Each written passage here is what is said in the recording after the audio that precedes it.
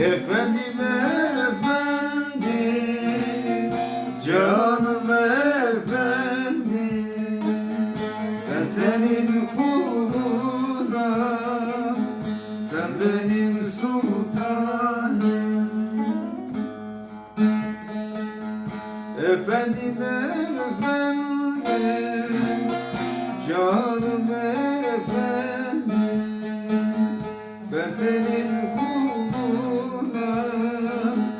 sen benim sultanım.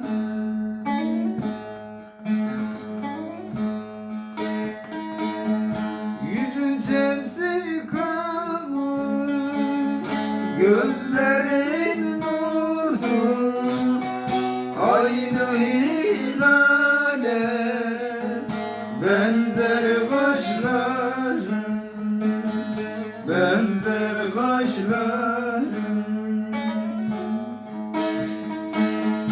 18 bin alem üfleyen kuldum, Lebin Kevser'i durdur düşleri.